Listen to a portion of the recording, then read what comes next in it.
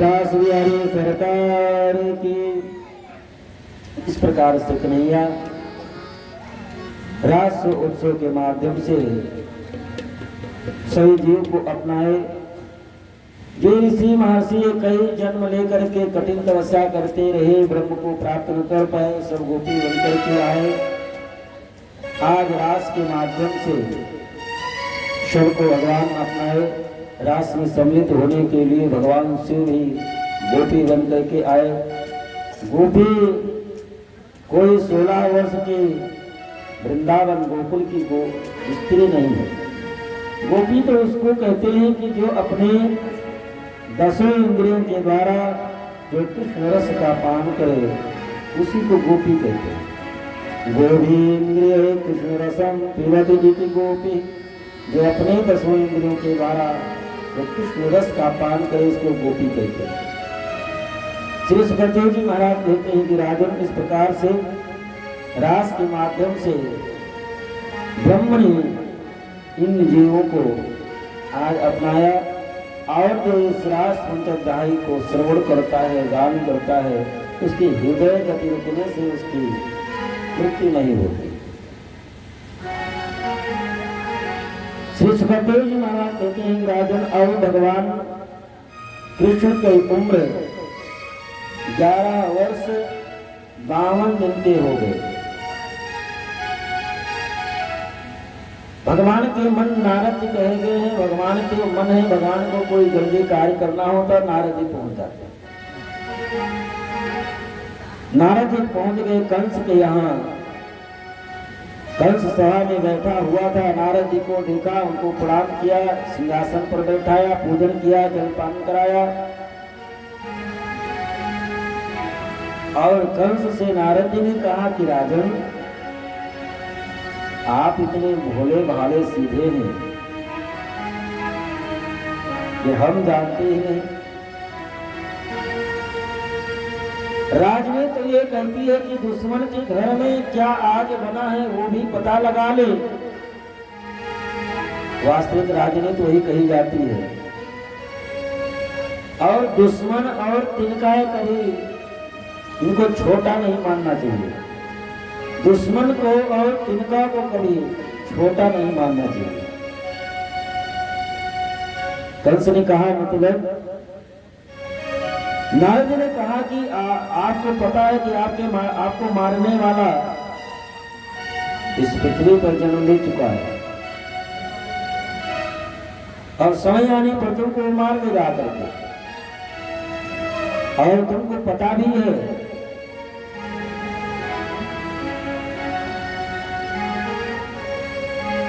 कंस ने कहा कि 1000 हाथियों का बल रखने वाले दैत्यों को मैंने भेजा, लेकिन गए तो, लेकिन वापस लौट करके कोई संदेशा भी देने नहीं आया। मैं करूं क्या? नारद ने कहा कि ये तो आपके जो बहनोई वसुदेव जी है, वही ले जाकर के रात्रि में नंद बाबा के यहाँ छोड़ आए थे। ऐसा सुनकर के कंस क्रोधित हुआ और अपनी तलवार निकाली। निषादं मासिमा दत्ता वासुदेव जिघांसया। कंस ने कहा कि अभी इसी वक्त मैं जाकर के वसुदेव की हत्या कर देता हूं, उसको मार देता हूं। तो नारद जी ने कहा कि देही तो राजनीति में फेल हो रहे हैं। वासुदेव को मार दिए, तो उसके पुत्र वासुदेव को आप ढूंढ नहीं पाओगे, कहां जाकर के छुपेगा। निवारितो नारदेन तत्सुतो मृत्युमात्मना। तो करें क्या? नारद ने कहा कि आपका शत्रु आज 11 वर्ष 52 दिन का हो गया है और वो 11 वर्ष 55 दिन का ना होने पावे, हम तो यही जानते हैं। आप कोई मेले का आयोजन करो और उसको यहीं पर कृष्ण और बलराम को मथुरा में बुला लो और धोखे से मार लो, यही वो उपाय बचा है। नहीं तो आप अपने सेना को भेजते जाएंगे, एक करके भेजते जाएंगे और वो वापस लौट करके आएंगे भी नहीं। कंस ने कहा महाराज आपने ठीक बात बताई, लेकिन कृष्ण और बलराम को लेने के लिए कौन जाएगा? एक केसी नाम का दैत्य था, तो कहा कि महाराज आप हमको सेवा का अवसर दे, हम जा करके लेकर के आते हैं। केसी जाता है वृंदावन, भगवान उसका भी उद्धार कर देते हैं। फिर मंत्री मंडल में प्रस्ताव पारित हुआ कि अब तो ये कृष्ण और बलराम के रिश्ते में चाचा लगते हैं, ये जाएंगे तो लेकर के चले आएंगे।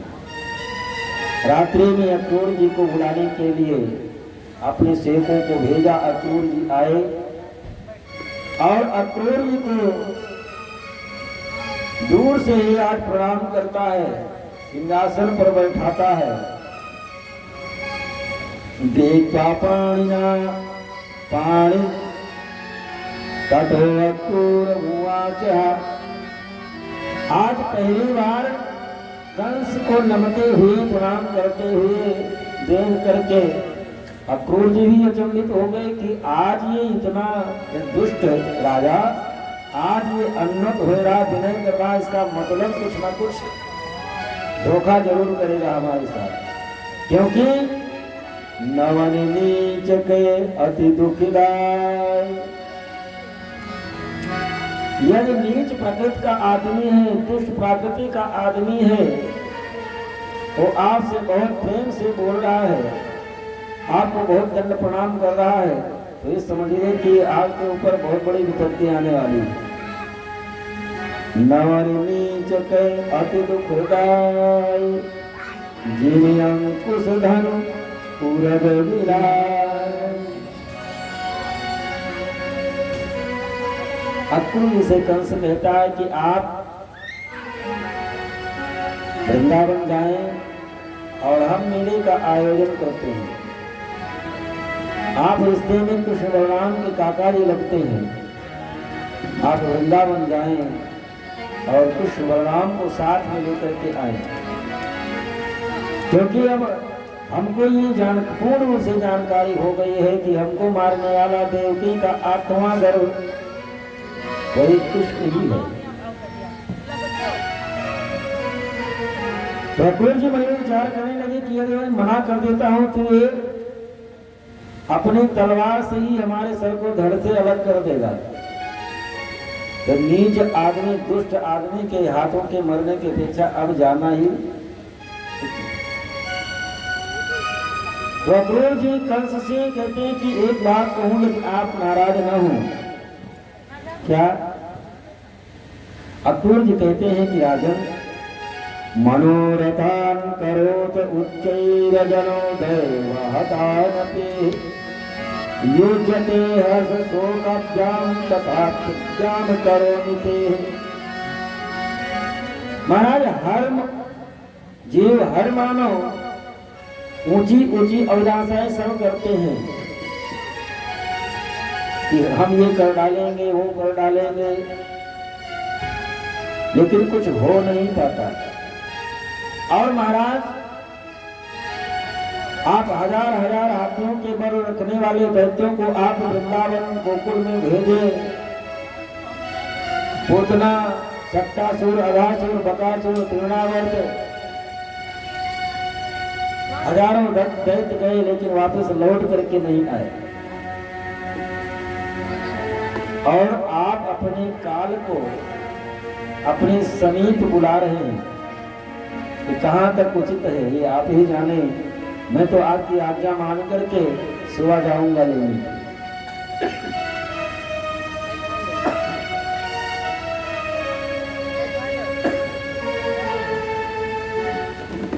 सुबह हुई,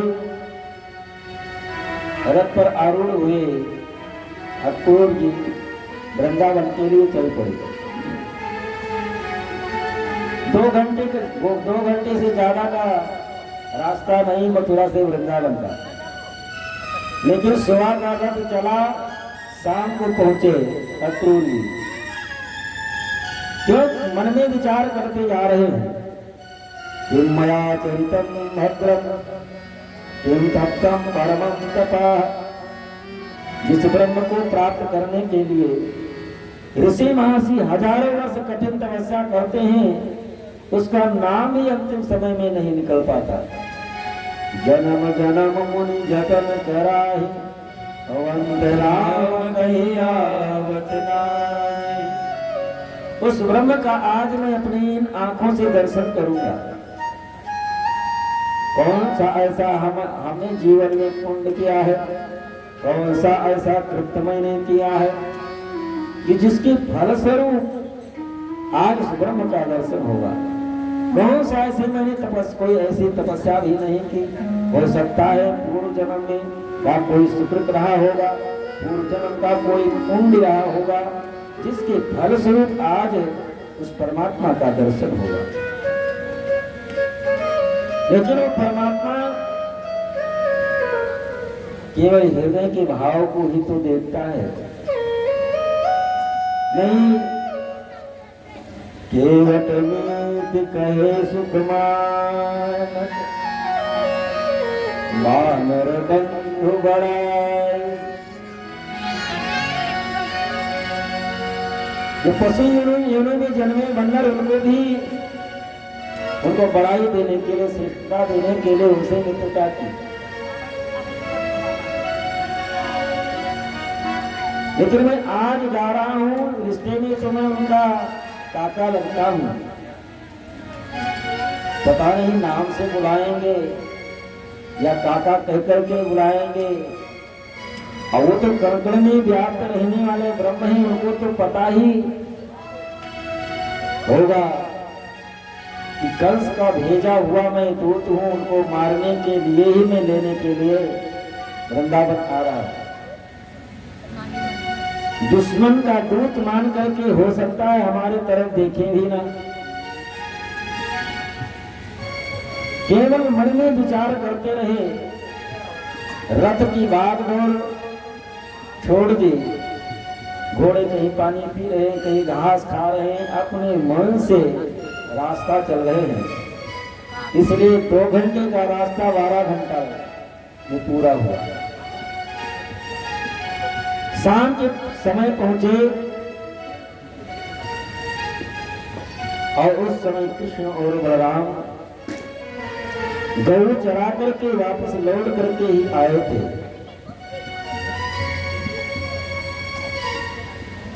अक्रूर जी का रथ जाकर के रुका। अक्रूर जी रथ से उतर ही रहे थे। कृष्ण बलराम अक्रूर जी को देखे, अक्रूर जी भगवान कृष्ण के स्वरूप को देखे। ददर्श कृष्णं रामं चाव्रजे गोरोहनं गते पीतनीलाम्बरो नीलाम्बरधरो सर्व अम्बुदरोहिक्षणो। कृष्ण और बलराम को देख करके हृदय बड़ा आनंदित हुआ, बड़ा गदगद हुआ। अक्रूर जी भगवान मान करके प्रणाम करना चाहिए, उसके पहले ही कृष्ण और बलराम दोनों भाई आकर के पपाद चरणों यान्ति दंडवत राम कृष्णयोः। रिश्ता तो परमात्मा निभाना जानता है, थोड़ा सा रिश्ता जोड़ो तो पूर्ण रूप से वो जोड़ लेता है। कृष्ण और बलराम दोनों भाई दंडवत राम कृष्णयोः। दंडवत माने लेट करके, जैसे डंडा गिर जाता है उसी प्रकार से लेट करके दोनों भाई की अक्रूर जी के चरणों में प्रणाम करते हैं। प्रणाम किए और इसके बाद में कन्हैया से अक्रूर जी ने कहा कि प्रभु अब आपसे कुछ बताना तो है नहीं, आपको तो पता ही होगा मैं क्यों आया हूं। कन्हैया ने कहा हमको सब कुछ पता है, लेकिन काका जी आपसे निवेदन है कि आप यहाँ पर गोकुल में वृंदावन में किसी से ये मत कहना कि कंस बुलाया है मारने के लिए, इसलिए मैं इनको लेने के लिए आया हूँ। यदि आप ऐसा इतनी टाइम बोल देंगे तो वृंदावन में रहने वाले जितनी भी गोप गोपियां हैं इनकी केवल सुबह लाश ही मिलेगी, क्योंकि यहाँ रहने वाले जितने भी गोप गोपी हैं वो सर्वस्व वो हमें को मानते हैं। यदि उनको ये पता चलेगा कि कन्हैया छोड़ करके हमको जा रहे हैं तो कोई जीवित नहीं बचेंगे, सिवा केवल उनकी लाश ही मिलेगी। अक्रूर जी कहे कि समझ गए। सुखोपदिष्टा वर्यांकेरा रूप मानिता लेवे मनोरथा सर्वान् पाथिया यानश्चक्रा। हाथ पकड़ करके महल में लेकर के आए, ऊंचे आसन पर बैठाए, पैर को धुले, अक्रूर जी को जलपान कराए और रात्रि में जब नंद बाबा आए साथ में भोजन किए, वार्तालाप होने लगी। नंद बाबा अब पूछे भैया वो आप आगमन का कारण, बिना कारण तो आप आ जा नहीं सकते, क्योंकि महाराज कंस के यहाँ के आप मंत्री हैं, पूरा जीवन आपका बिजी रहता। हाँ भैया, बिना कारण के तो हम आए नहीं हैं। महाराज कंस मेले का आयोजन किए हैं, धनुष यज्ञ का आयोजन किए हैं, उसमें बड़े बड़े पहलवानों का दंगल है। राज्य के आसपास के सभी गांव के लोग जाएंगे देखने के लिए, सबको निमंत्रण भेजा गया है। तो महाराज की आज्ञा हुई, इसलिए मैं आपके यहाँ भी आ गया। मैं चाहता हूँ कि आपके जो कृष्ण और बलराम हैं ये भी चले, और जो भी चलना चाहते हैं वो चल करके मेला देख आए। मैया यशोदा भोजन करने के लिए बैठी थी, एक ही ग्रास उठाई थी, इसके हाथ से भोजन का ग्रास छूट गया और जोर से चिल्ला करके मैया यशोदा कहने लगी कि जिसको हमारे प्राणों की आवश्यकता है वो हमारे प्राण को ले ले, लेकिन हमारे कन्हैया को कोई हमसे दूर न करे, क्योंकि सर्वस्व हमारा कन्हैया ही तो है। कन्हैया के बिना हमें जीवित कैसे रख सकती।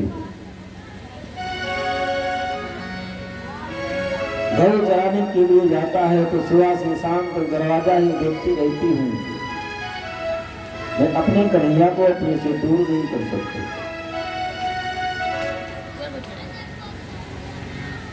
सब लोग वार्तालाप किए, रात्रि में अपने अपने आसन पर गए सोने के लिए, लेकिन कन्हैया की रात में जब नींद खुली तो देखते क्या है कि मैया तो है नहीं। उड़ करके चारों तरफ ढूंढने लगे तो देखते क्या है कि मैया पलंग से उतर करके और दीवार से सर लगाए बैठी रो रही है। गोदी में बैठ करके कन्हैया कहने लगे मैया तो इतनी रोती क्यों है? अरे हम हमेशा के लिए थोड़ी न जा रहे, मेला देखने के लिए जा रहे हैं, आप कभी जाने न दे कहीं। बाबा के साथ जाएंगे, मेला देख करके चले आएंगे, इसमें इतनी परेशान होने की जरूरत क्या है?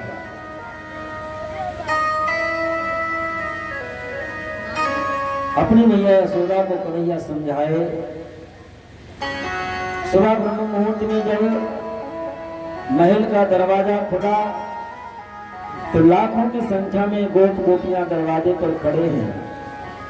नंद बाबा ग्वाल वालों को लेकर के पैदल पहले ही निकल चुके थे। अक्रूर जी रथ को तैयार कर रहे थे। लाखों की संख्या में गोपियां सब चारों तरफ से रथ को घेर करके खड़ी हैं कि जब हम जाने ही नहीं देंगे तो कन्हैया को लेकर के अक्रूर जाएगा कैसे। यदि इसको लेकर के जाना ही है तो हमारी लाश के ऊपर से रथ गुजरेगा।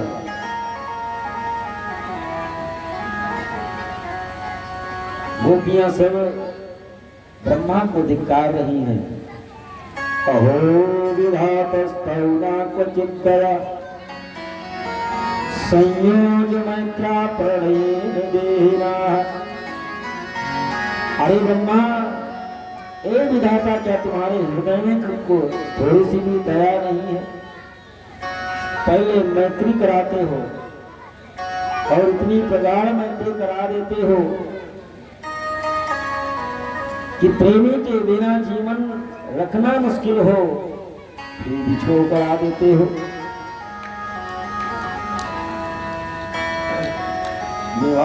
निवारयामासोपेत्य माधवम् किन्नानो कैश्चित् कुलभृत्यबन्धवः। गोपियों ने कहा कि हम कुल मर्यादा को छोड़ करके अक्रूर जी को रोकने का प्रयास करेंगे, कन्हैया को रोकने का प्रयास करेंगे। जब जाने ही नहीं देंगे तो जाएंगे कैसे? कन्हैया आए रथ पर बैठने के लिए। अक्रूर जी रथ पर बैठे हुए हैं। राधा रानी पास में खड़ी हुई थी। कन्हैया राधा रानी को समझाया कि आपको तो पता ही है कि इस धरा पर आने का मुख्य कारण क्या है, और यदि मैं वृंदावन में ही रह गया तो आगे की लीला कैसे संपन्न हो पाएगी। कंस ऐसे दुराचारी जिनके अत्याचार से, पाप से पृथ्वी अपने को भार महसूस कर रही है, तो पृथ्वी का उद्धार कैसे होगा। राधा जी को समझाए। राधा जी के आंखों से आंसू प्रवाहित होने लगा। कन्हैया ने कहा, जो यदि आपकी आंखों से आंसू प्रवाहित होगा तो हम तो जाएंगे नहीं, लेकिन आगे का जो कार्य है वो नहीं हो पाएगा, वो आपका। राधा रानी ने कहा, ठीक है कन्हैया, यदि आपकी आज्ञा है तो अब हमारे आंखों से आंसू कभी नहीं निकलेगा। और राधा रानी से कहे कि इन गोपियों को आपके हवाले में छोड़ करके जा रहा हूं। इनकी सुरक्षा आज के बाद में अब आपके हाथों में है। रथ पर बैठ करके कन्हैया जो ही चले, पीछे से आवाज उन्हें चिल्लाने की आए। मुड़ करके जब देखे तो मैया यशोदा रोटी चिल्लाती हुई, गिरती हुई आ रही है। देख करके कन्हैया रथ से कूद पड़े और मैया के गोदे में सीने से लग करके पकड़ के, मैया इतना क्यों रोती है? मैया यशोदा ने कहा कि कन्हैया तू जा रहा है और लौट करके नहीं आएगा, ये हमें जानती है, क्योंकि आज हमको पता चला कि तू यशोदा नंदन नहीं, तू देवकी नंदन है, तू वसुदेव नंदन है।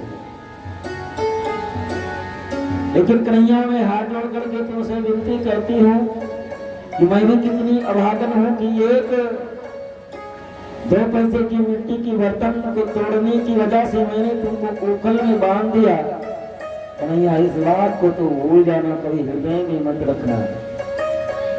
कन्हैया ने कहा कि मैया आपके बंधन को कौन भूल सकता है। मैया आप परेशान मत हो, मैं लौट करके जरूर आऊंगा। नीके रहियो यशोदा मैया, नीके रहियो रे, नीके रहियो यशोमती मैया, नीके रहियो रे।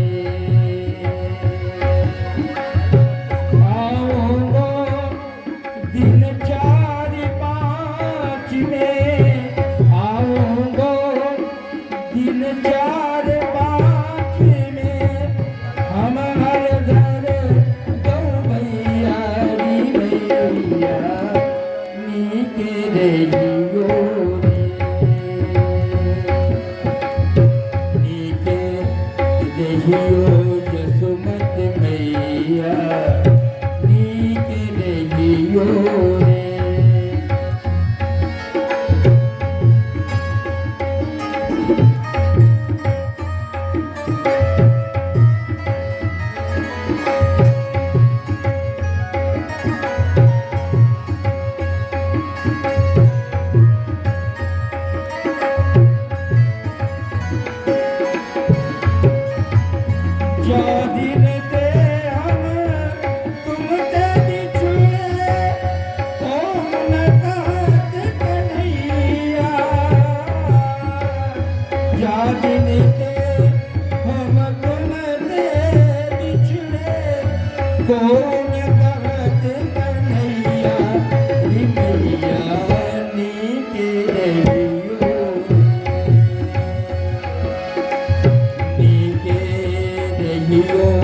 यसुमति मैया नीके रहियो रे नीके रहियो यसुमति मैया नीके रहियो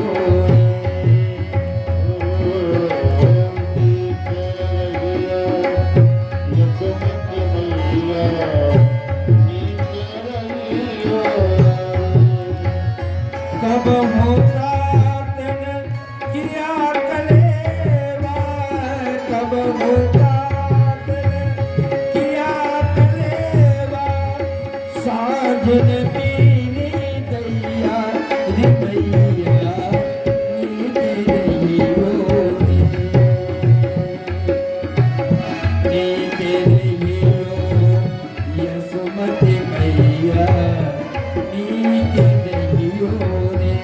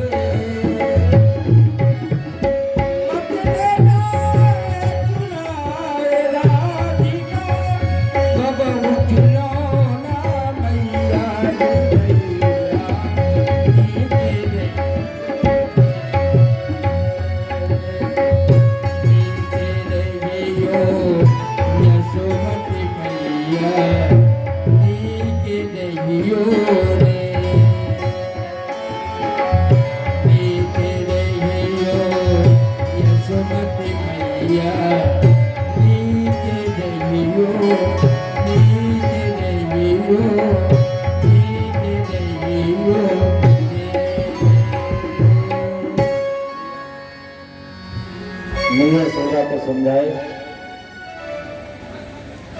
क्षण बलराम बैठे चलने के लिए चल दिए, लेकिन अक्रूर जी के हृदय में जो वात्सल्य भाव है कि 11 वर्ष की कन्हैया और कंस के सन्मुख जब जाएंगे, हजार हजार हाथियों का बल रखने वाले सब मुश्किल चांदूर उनको गिरा देगा इनसे लड़ने के लिए। और यदि इनका कुछ अहित हो गया तो नंद बाबा यशोदा को हम जवाब क्या देंगे।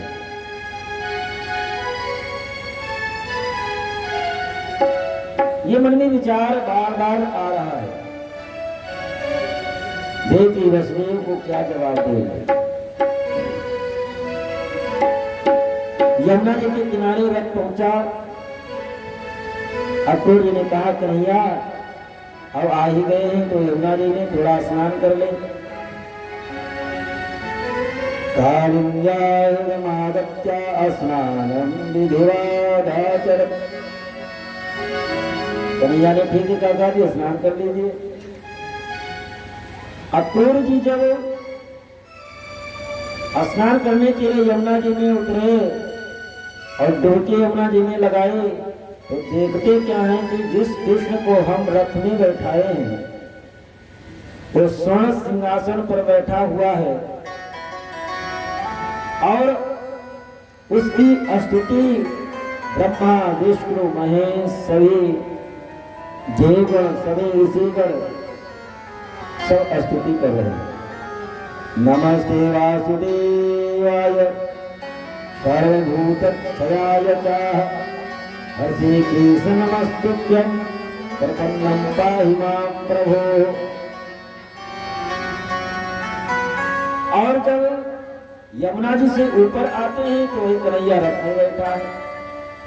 डुबकी लगाते हैं तो देखते हैं रत्नों से जड़ेश्वर सिंहासन पर कन्हैया बैठा है और ब्रह्मा विष्णु महेश इंद्रादि देवता सब खड़े स्तुति कर रहे हैं। अब पूर्ण विश्वास हो गया कि ये स्वयं पूर्ण प्राप्त परमेश्वर परमात्मा है। पृथ्वी का उद्धार करने के लिए, गौ ब्राह्मणों का उद्धार करने के लिए, धर्म की स्थापना करने के लिए निर्गुण निराकार पार्वण परमेश्वर परमात्मा ही हम जैसे भक्तों की रक्षा करने के लिए धरातल पर अवतरित हुए हैं।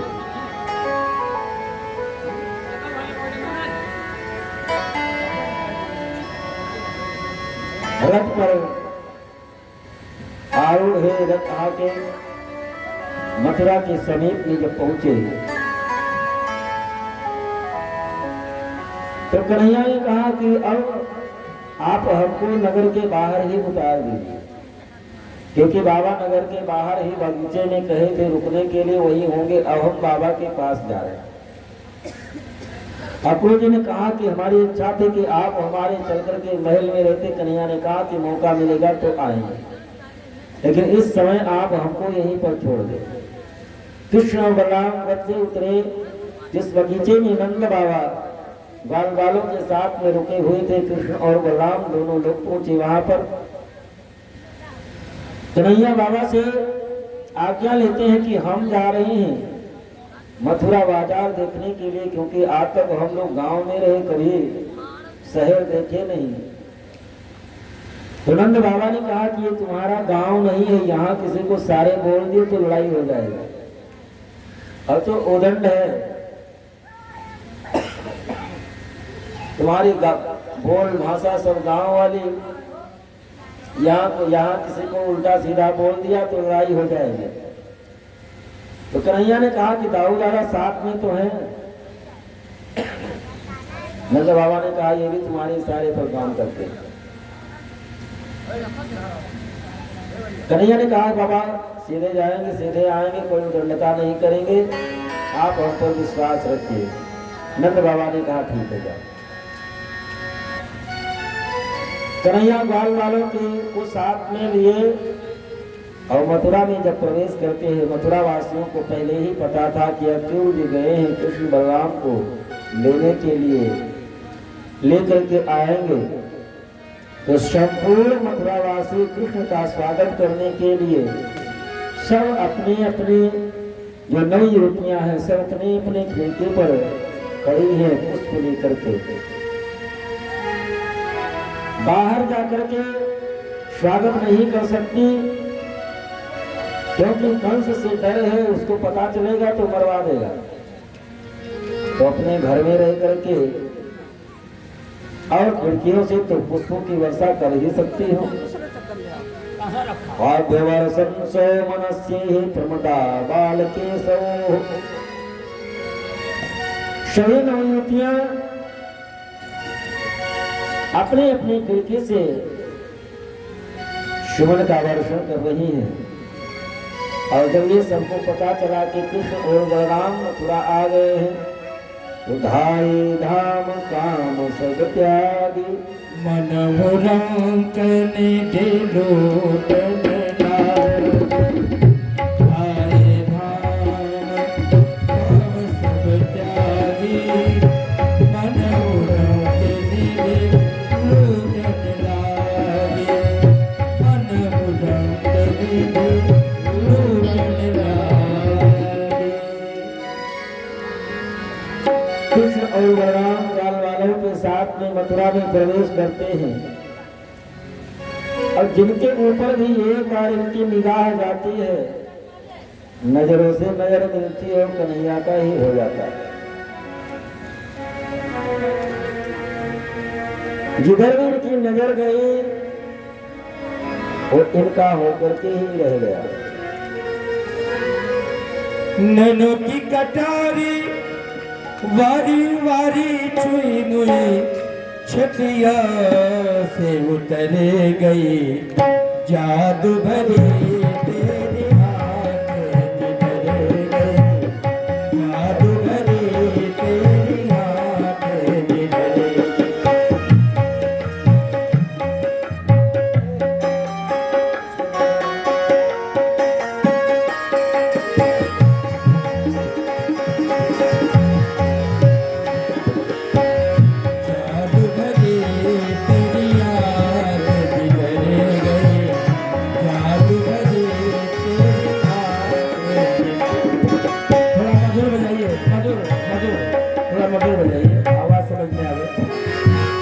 नैनों की कटारी वारी वारी छुई छतिया से उतरे गई, जादू भरी तेरी आँख जिधर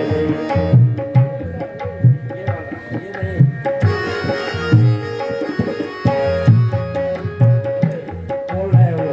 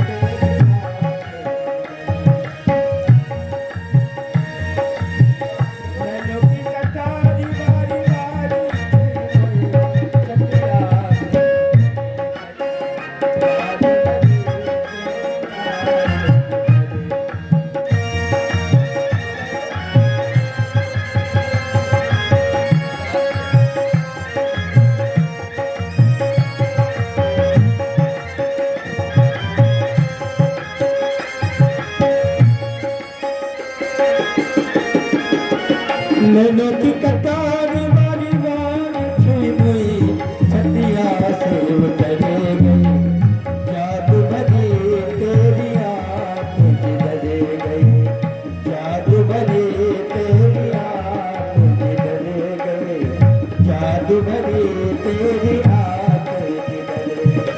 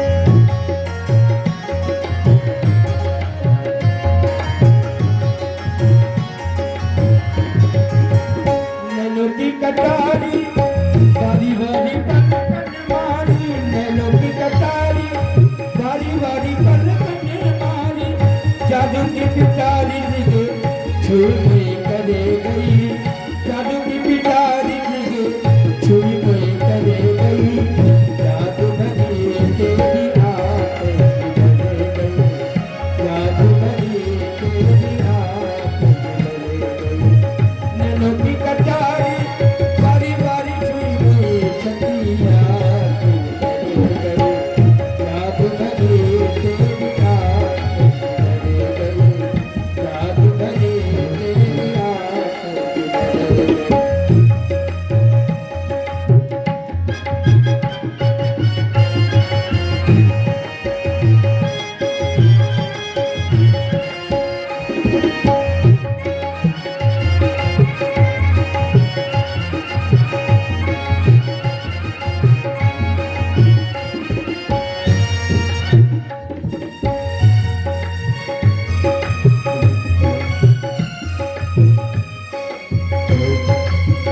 मुकुल ललित कलियन विकसित, मुकुल ललित कलियन विकसित, प्रेम पराग सरस रस भर गई, प्रेम पराग प्रेम पराग प्रेम पराग सरस रस भर गई, जादू भरी तेरी आंख ढल गई, जादू भरी तेरी आंख ढल गई, नैनों की कटारी बारी बारी छुई हुई छतिया से ढल गई, जादू भरी तेरी आंख ढल गई, जादू भरी तेरी आंख ढल गई, जादू भरी तेरी जादू भरी तेरी जादू भरी तेरी आंख ढल गई। कन्हैया के साथ में गालवाल मथुरा में जब प्रवेश करते हैं, जिधर से निकलते हैं सब लोग फूलों की वर्षा कर रहे हैं। गाल वालों ने कहा कन्हैया, हमको यदि पता होता कि आपके मामा के यहाँ हम लोग जाएंगे तो इतना स्वागत सत्कार होगा, तो थोड़े से कपड़े उपड़े भी पहले से बनवा लिए होते। जब ये नगरवासी इस तरह से इतना स्वागत सत्कार हम लोगों का कर रहे हैं, तो कल मामा जी मिलेंगे तो वो कितना स्वागत सत्कार करेंगे। कन्हैया ने कहा कि ये भोले वाले गाल वाले, इनको क्या पता कि मामा जी बुलाया क्यों है। इन भोले वाले गाल वालों को क्या पता। कन्हैया ने कहा ठीक है, तुम लोगों को कपड़ा की आवश्यकता है, चलो उसकी व्यवस्था मैं करा देता हूँ।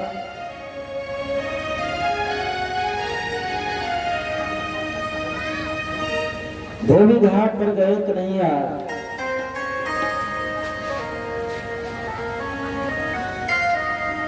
और जो धोबी कपड़ा धुलता था उससे निवेदन किया कि मामा जी, ये हमारे गाल वाल हैं, इनको कपड़ा पहनने के लिए दे दीजिए। ये आपका कपड़ा पहन करके जाएंगे, हमारे मामा से मिलेंगे और लौट करके आएंगे, आपका कपड़ा वापस कर देंगे। तो धोबी ने कहा, ईदृशान्नेव बसन्ति नित्यम्, ईदृशान्नेव बसन्ति नित्यम् गिरिवनेचराः। अरे गौ चारण करने वाले वनेचर बनने जंगली,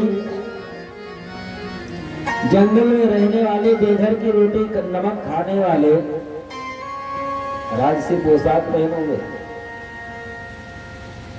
राजसी पोशाक बंचरों के लिए नहीं है। तुम लोग कपड़ा पहनना क्या जानो। और जिस कार्य के लिए हमारे महाराज ने बुलाया है, सीधे साधे कह रहा हूं, चले जाओ, नहीं तो महाराज तो बाद में मारेंगे हम, उससे पहले ही तुमको समाप्त कर देते हैं। और वो धोबी कन्हैया को मारने के लिए दौड़ा।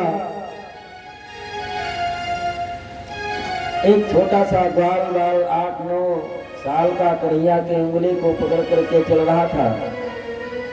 ग्वाल ने कहा, कन्हैया वो पूतना को मारने वाला हाथ इसको भी दिखा दो, ये भी समझ आए कि कोई आया है। तो कन्हैया जब जो ही वो धोबी समीप में पहुंचा, रजकस्य कराग्रेण सिरा कायेदि पातयत्, एक चाटा लगाए कि उसका सिर धड़ से दूर जाकर के गिरा। अब और घाट पर जितने भी धोबी थे सब अपने अपने कपड़े को छोड़ करके भाग खड़े हुए। अरे पूतना को मारने वाला आ गया, ये सट्टासुर को मारने वाला आ गया, अघासुर को मारने वाला आ गया, बकासुर को मारने वाला आ गया, सब चिल्लाते हुए जिसके जो जहां कपड़े थे सभी कपड़ों को सब छोड़ करके भाग खड़े।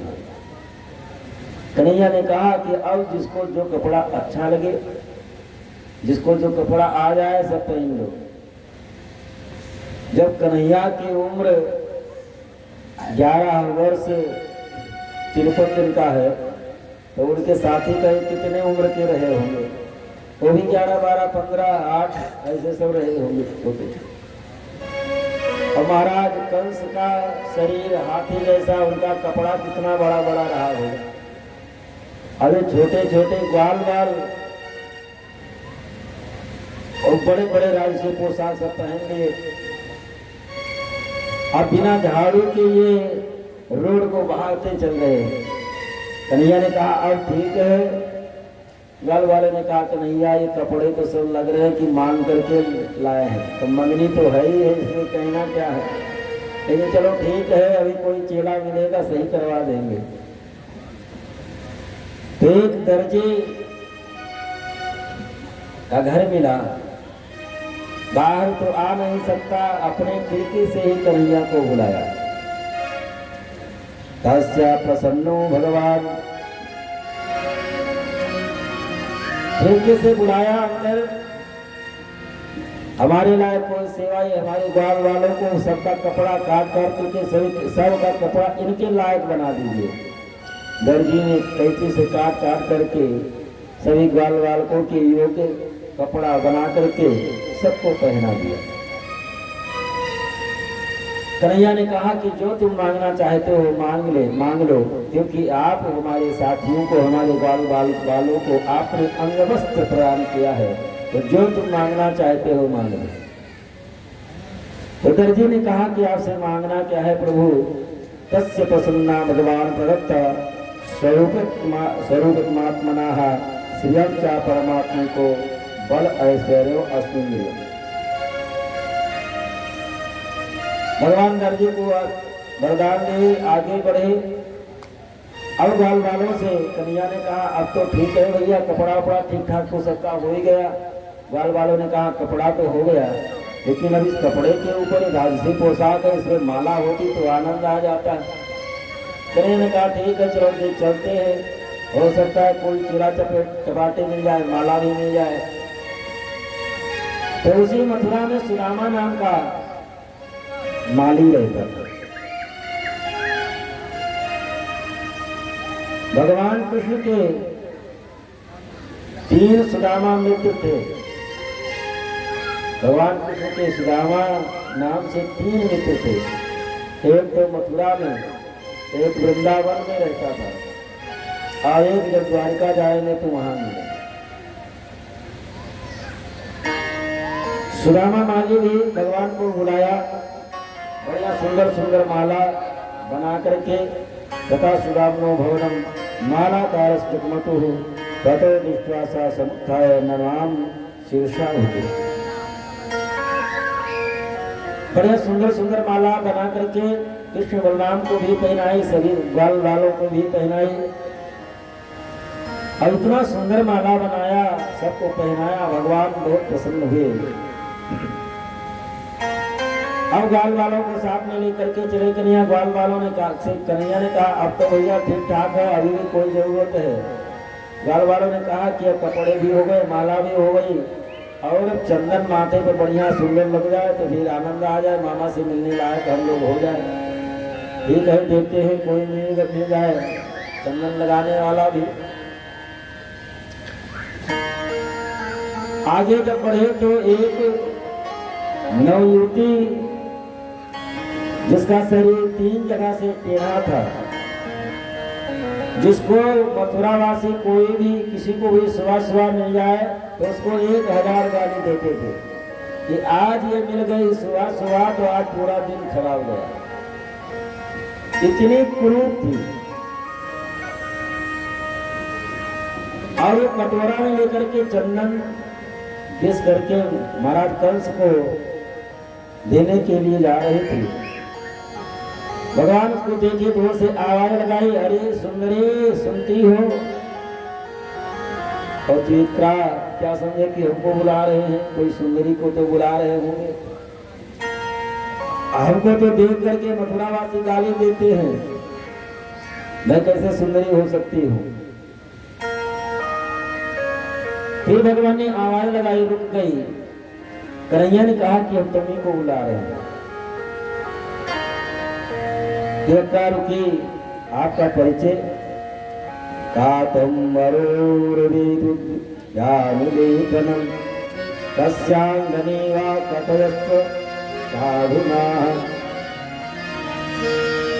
वो अपना परिचय देती है कि हमारा परिचय यही है कि दास्यस्महं सुंदर कंस सम्मता। मैं महाराज कंस की दासी हूँ। अपने हाथ से जो चंदन घिसती हमारा घिसा हुआ चंदन महाराज को बहुत प्रिय है। और मेरा शरीर 3 जगह से टेढ़ा है, इसलिए लोग हमको तिवक्रा कहते हैं। तिवक्र नामा यनुलेप कर्मणि मदभावितं भोजपटे रतिप्रियं विना पूर्वं कोऽन्यतमस्य दर्हति। वैसे मेरा नाम कुब्जा है, लेकिन शरीर 3 जगह से टेढ़ा होने के कारण लोग हमको तिवक्रा ही कहते हैं। तो कन्हैया ने कहा कि ये हमारे जो ग्वाल वाले हमारे मित्र हैं, ये जो चंदन लेकर के जा रहे हैं इनको लगा देंगे। बड़े प्रसन्न हुए, सभी ग्वाल वालों को चंदन लगाई, भगवान को भी चंदन लगाई। भगवान प्रसन्न हुए।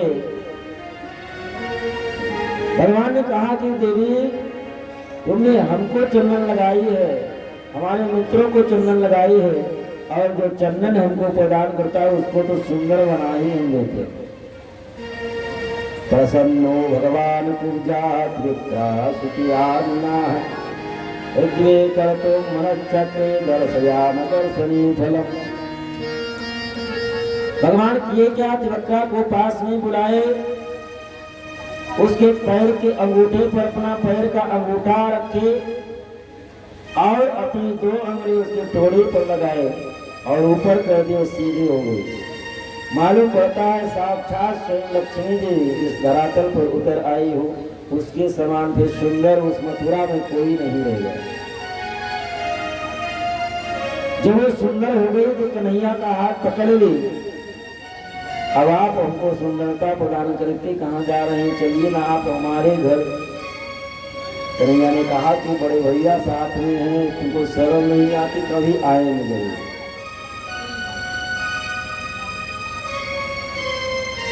इसके बाद में ग्वाल वालों को सबको साथ में लिए, जहां पर शिव भगवान का दिया हुआ धनुष रखा हुआ था। हजारों की संख्या में बड़े बड़े योद्धा उस धनुष की रक्षा करने के लिए खड़े हुए थे, क्योंकि जो कंस कठिन तपस्या कर रहा था तो भगवान शिव प्रसन्न होकर के कंस को धनुष दिए थे। ये धनुष अपने यहाँ ले जाकर के रखो, और इस धनुष को जो उठा करके तोड़ देगा वो तुमको नहीं छोड़ेगा, क्योंकि वो धनुष इतना वजन था कि 1000 लोग मिलकर के भी उसको हिला नहीं सकते थे।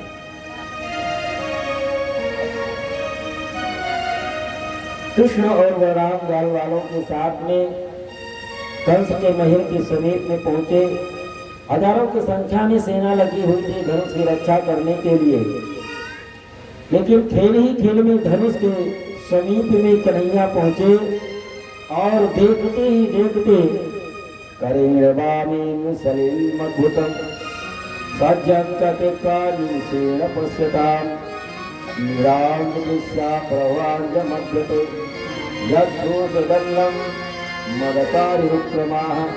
जिस प्रकार से खेल ही खेल में छोटे से बालक गन्ने को तोड़ देते हैं, उसी प्रकार से कन्हैया जिस धनुष को हजारों लोग मिलकर के तिलमात्र हिला नहीं सकते, उस धनुष को देखते ही देखते दो खंड करके डाल। जो वहां पर सेना लगी हुई थी रक्षा करने के लिए, वो जब कन्हैया और बलराम को मारने के लिए दौड़े तो एक कृष्ण लिए और एक धनुष का एक हिस्सा बलराम लिए और कुछ ही क्षणों में सबका उद्धार कर दिया। कृष्ण और बलराम ग्वाल वालों के साथ में रात्रि का समय अब हो चुका है, नंद बाबा के पास आ गए और इधर कंस को जब ये पता चला कि धनुष भगवान शिव के द्वारा दिया गया धनुष कृष्ण ने तोड़ दिया, तो उसको अपूर्ण विश्वास हो गया, क्योंकि भगवान शिव धनुष देते समय कहे थे कि जो धनुष तोड़ेगा वो तुमको नहीं छोड़ेगा।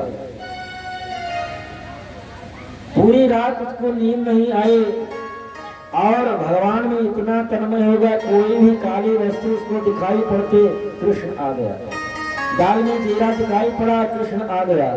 काली अंधियारी रात दिखाई पड़ी, कृष्ण आ गया। पूरी रात कंस जागा, पूरी रात उसको नींद नहीं आई। थोड़ी सी झपकी लगी, स्वप्ने पेत परिश्वांगा हरयन विषदान। थोड़ी देर के लिए नींद भी लगी तो उसको लगता, स्वप्न में देखता है कि अपने ही मांस को निकाल निकाल करके खा रहा है, गधे पर बैठ करके दक्षिण दिशा में जा रहा है। किसी तरह से सुबह हुई, मेला का आयोजन जहां पर किया गया था ऊंचा मचान पर कंस जाकर के बैठा। जिस रास्ते से होकर के कृष्ण और बलराम को आना था, उस रास्ते पर जो 1000 हाथियों का बल रखने वाले कुबलिया पीर हाथी को मदिरा पिला करके उस रास्ते पर लगा दिया था कि कृष्ण बलराम जो ही आएंगे और कृष्ण बलराम की तरफ हाथी को हाँक दिया जाएगा और कृष्ण और बलराम को पकड़ करके अपने पैर के नीचे दबा करके ये हाथी मार देंगे। कृष्ण बलराम को आता देख पहलवान ने हाथी को कुबलिया पीर हाथी को कृष्ण बलराम की तरफ बढ़ाया। भगवान कृष्ण अपनी तरफ हाथी को आते हुए देखा, उसके सूंड को पकड़ करके आसमान में घुमा करके और जमीन पर पटक दिया। कुबलिया पीर हाथी का भगवान उद्धार करते हैं। सभा में पहुंचे, लाखों की संख्या में लोग सभा में बैठे हुए हैं। संपूर्ण मथुरावासी गोकुल से आए हुए छोटे छोटे बाल लोग हैं, नंद बाबा के साथ में बैठे हुए हैं। देव के वसुदेव तो वंदे ग्रामे वंद है। भगवान कृष्ण और बलराम जब सभा में पहुंचते हैं तो जिसकी जैसी भावना है भगवान उसको उसी रूप में दिखाई पड़ रहे हैं। मल्ला नाम श्रीराम नरवराह स्त्रीराम अस्मरो मूर्तिमानः गोपानां स्वजनो अस्तां चितां चतुर्भुजेः शास्ता सपित्ते शिशुः। जो वहां पर योद्धा बड़े बड़े आए हुए हैं, सल कौशल मुष्टिक चाणूर, इनको भगवान कृष्ण योद्धा के रूप में दिखाई पड़े। जो पुरुष हैं उनको सखा के रूप में दिखाई पड़े। जो स्त्रियां हैं उनको अपने छोटे से बालक के रूप में दिखाई पड़े। जाती रही भावनंद से प्रभु मूरत जाती रही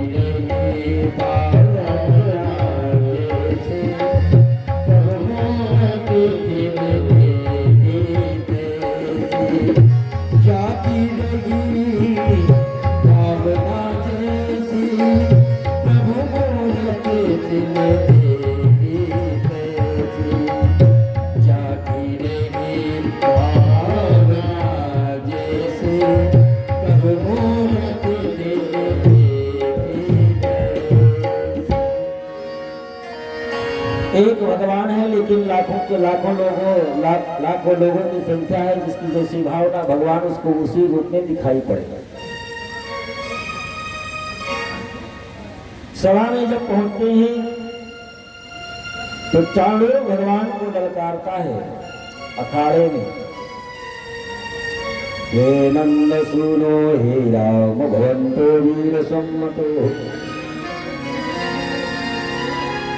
चाणूर भगवान कृष्ण और बलराम को ललकारता है कि तुम अपने को बहुत शक्तिशाली मानते हो, आज हमसे तुमको लड़ना पड़ेगा, आज तुमको पता चलेगा। तो कन्हैया ने कहा कि हम तो वीर है ही नहीं, बाला वयम तुल्य बलय विपरीत यथोचितम।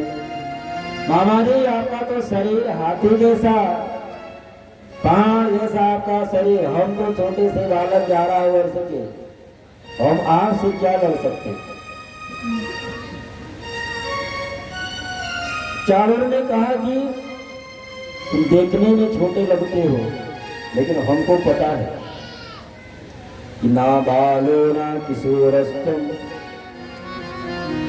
ना बालो ना किशोरस्तम बलाश्च बलिनाम बराह। तुम देखने में बालक लग रहे हो, लेकिन बलशालियों के भी तुम बलशाली हो। लीलयेभ्यो हतो येन सहस्रदीपश्चतभृता। अभी लीला मात्र से ही खेल में जो हजारों हाथियों का बल रखने वाला कुलिया पेड़ हाथी, उसको खेल में मार दिए और बता रहे हैं छोटे से बालक। जिस धनुष को हजारों योद्धा मिलकर के हिला न सके, उस धनुष को तुम तोड़ दिए कल, बताते हो हम छोटे से बालक हैं। जो हजारों हाथियों का बल रखने वाली पुतना, उस समय तुम्हारी उम्र 6 दिन की थी और वो गई, उसको मार दिए और बता रहे हो कि हम बालक हैं। हकासुर, बकासुर, अघासुर अनेक दैत्य गए, कोई लौट करके वापस मथुरा नहीं आए, सबको तुम मार दिए, तो बता रहे हो कि हम छोटे से बालक हैं। कन्हैया ने कहा मामा जी हमने किसी को नहीं मारा, वो सब मरे मराए गए, उनको हम केवल ठिकाने लगा दिए।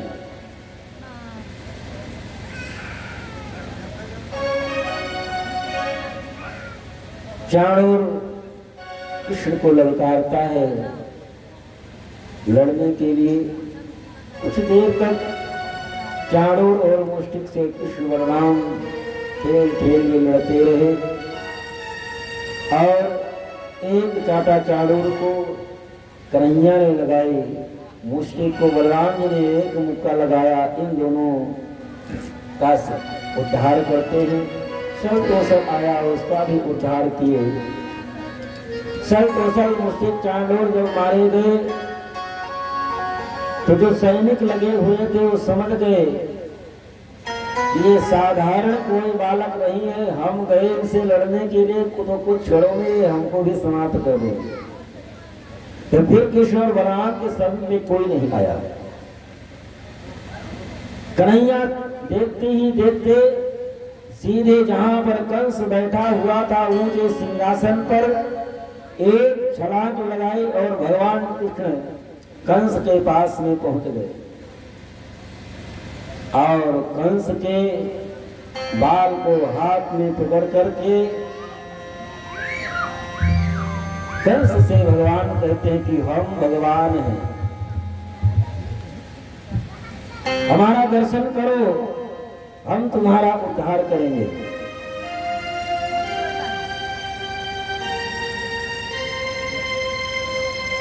कंस ने कहा ये कौन सी बात हुई, बाल पकड़ रहे हो?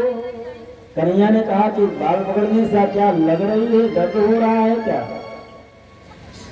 कंस ने कहा क्या बाल पकड़े इतनी तेज से दर्द नहीं होगा? कन्हैया ने कहा जिस समय आप अपनी बहन मेरी माँ के बाल को पकड़े थे उस समय भी आपको एहसास होना चाहिए था। कि बाल पकड़ने से दर्द भी होता है।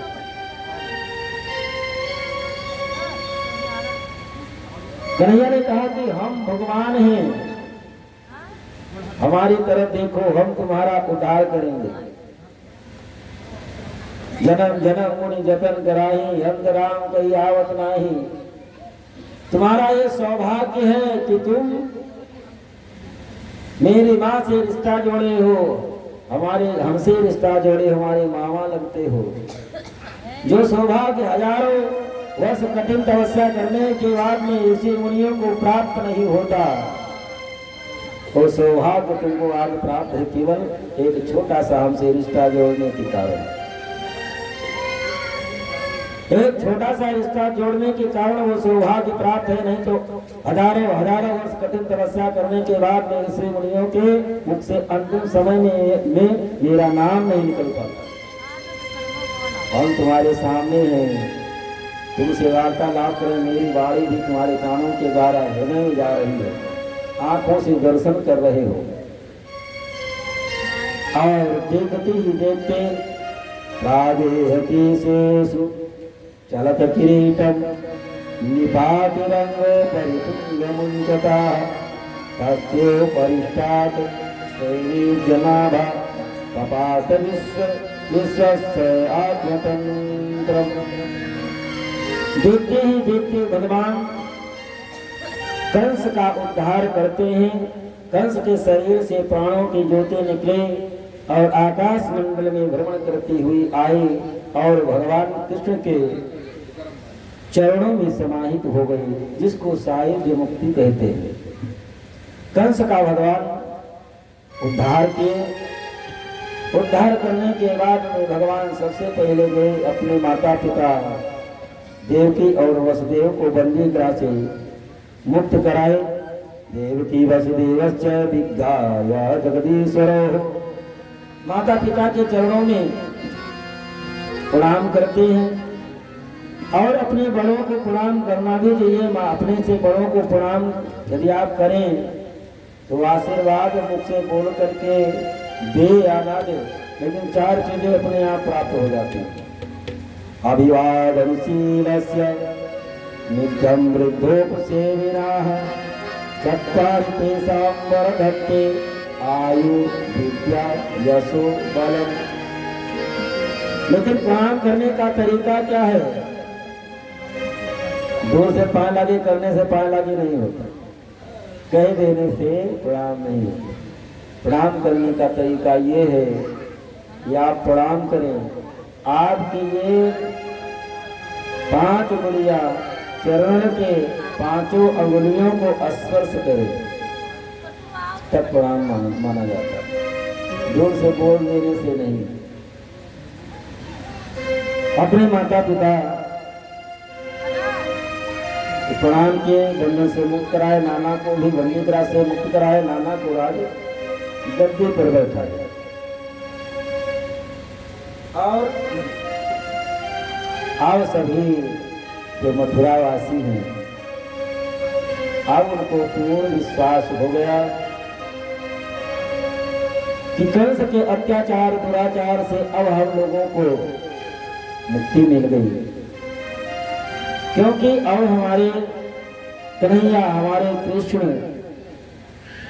हम लोगों की रक्षा करने के लिए, जीवन का सहारा बनने के लिए मथुरा में आ गए हैं। सभी मथुरावासी इस भजन को बड़े आनंद से गाते हैं। आइए हम लोग भी गाएं। पार करेंगे नैया भज कृष्ण कन्हैया, भज कृष्ण कन्हैया,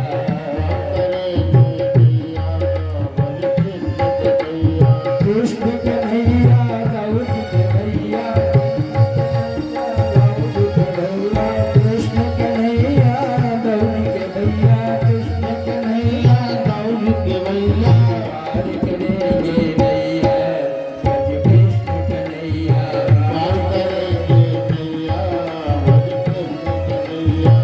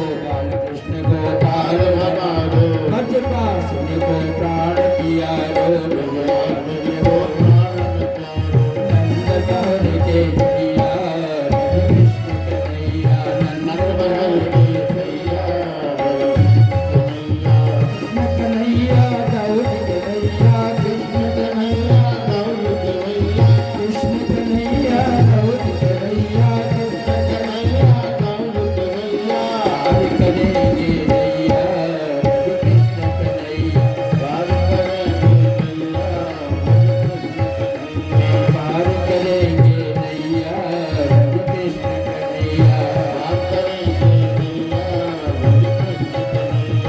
ग्वाल बाल सकते चरावे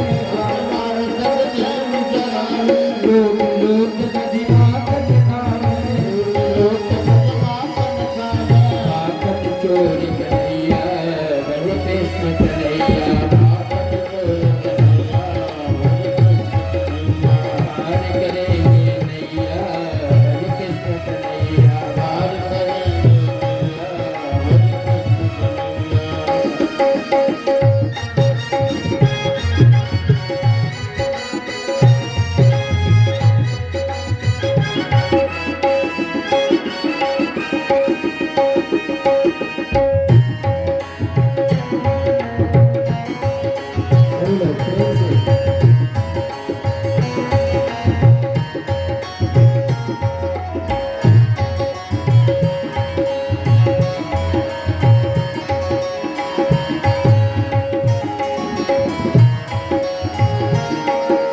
गोपिन के संग रास रचायो कामदेव अनिवार भगायो कालिया नागन भैया हरे कृष्ण कन्हैया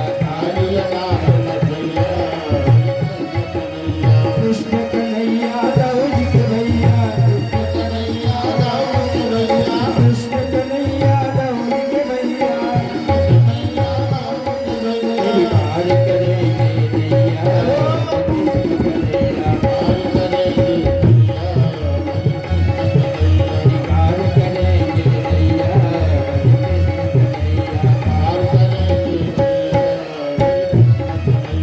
पार करेंगे नैया हरे कृष्ण कन्हैया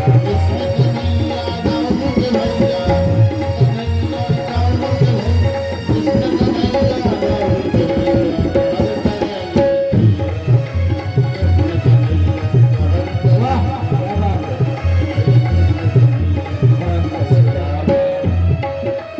भक्त सुदामा चावल लाए भक्त सुदामा चावल लाए प्रेम सहित हरि भोग लगाए प्रेम सहित हरि भोग लगाए कह कर भैया भैया हरे कृष्ण कन्हैया कह कर भैया भैया हरे कृष्ण कन्हैया कृष्ण कन्हैया दाऊद के भैया कृष्ण कन्हैया दाऊद के भैया कृष्ण कन्हैया दाऊद के भैया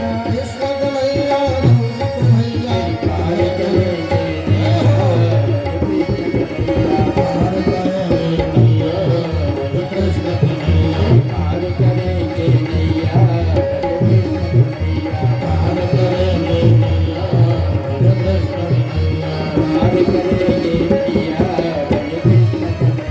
पार करेंगे नैया हरे कृष्ण कन्हैया तेरी पार करेंगे नैया हरे कृष्ण कन्हैया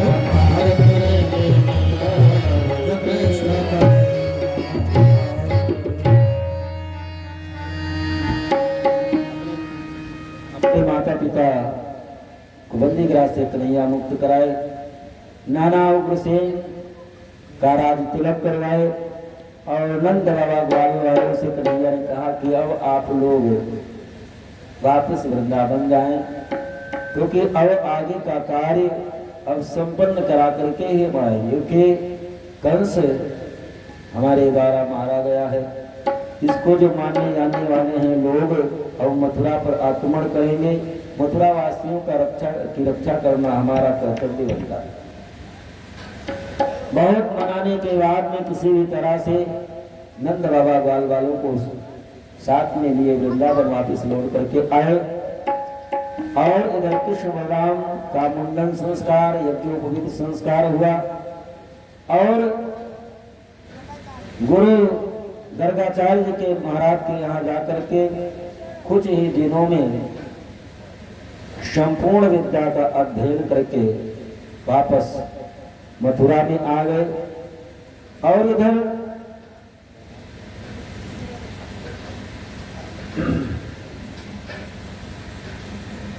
एक दिन माँ देवकी अपने हाथों से बढ़िया सुंदर भोजन बनाती है कि अपने कन्हैया को अपने हाथ से मैं भोजन कराऊंगी। उसमें बढ़िया सुंदर माखन मिश्री भी रख दी।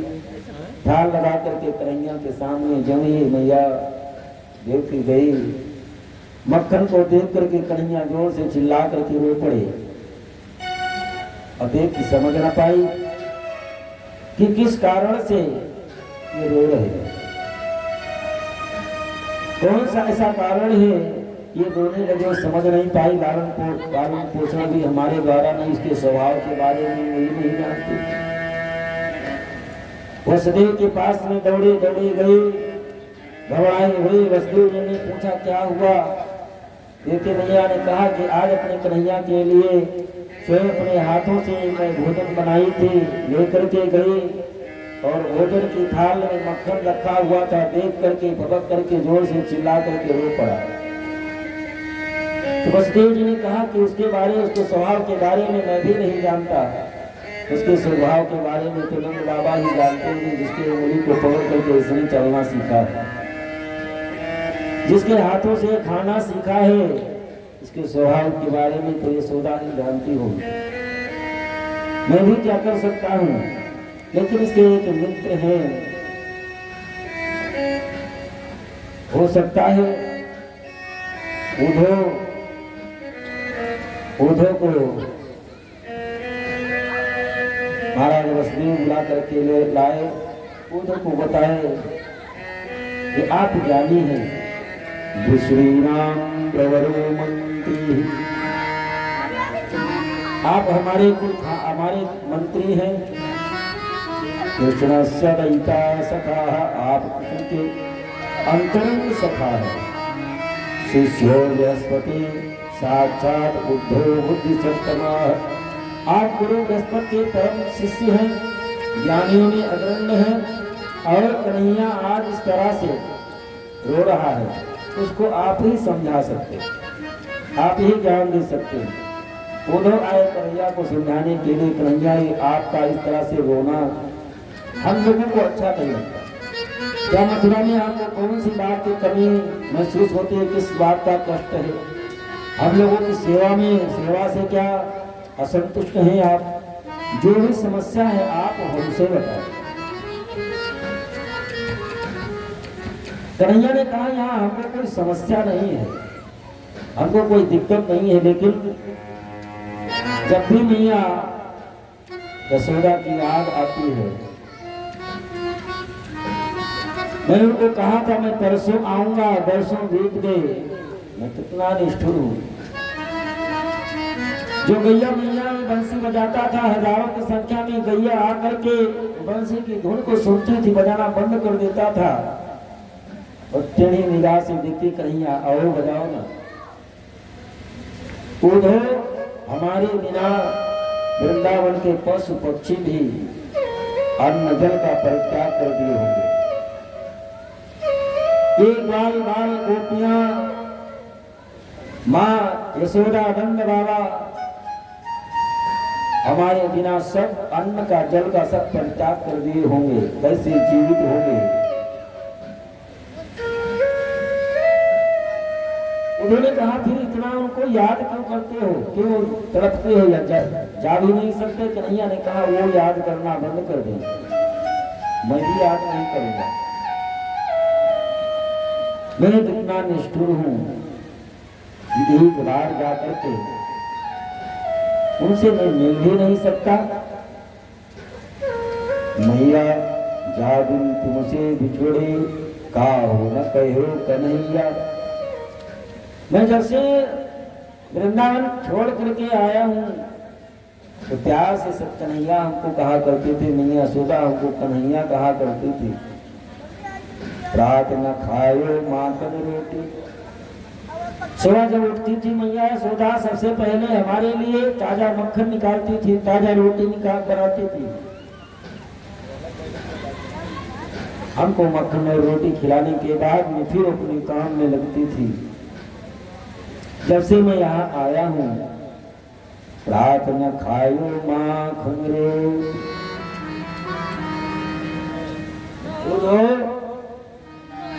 हमको ब्रज विसरता नहीं है। यही यदि वो लोग हमको भुला दें तो मैं भी भुला दूंगा। कूदो मुहि ब्रज विसरत नहीं, हंस सुता को सुंदर करो और कुंदन की छान। कूदो मुहि ब्रज विसरत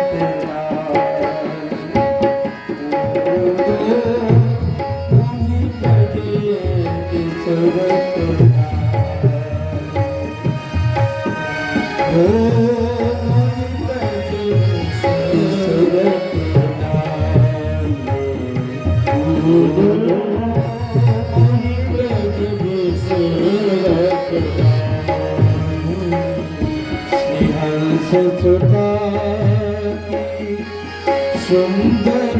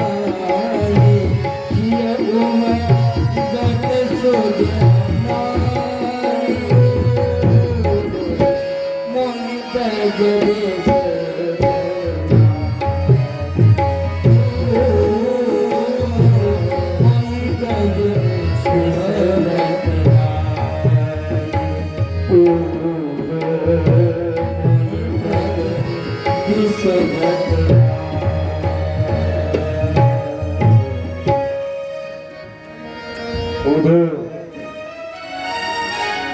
कन्हैया ये मित्र थे, उद्धव भगवान कृष्ण चाहते थे कि उद्धव को भी, क्योंकि इनको ज्ञान है, गुरु बृहस्पति के शिष्य हैं और वृंदावन जाएंगे तो इनको भी थोड़ा सा भक्ति का फुट लग जाए, नहीं तो ज्ञान के जिनको ज्ञान हो है और कहीं अहंकार हो गया, ज्ञान का अहंकार, इनका विनाश हो जाएगा। इसलिए गोपियों की शरण में कन्हैया उद्धव को भेजना चाहते थे।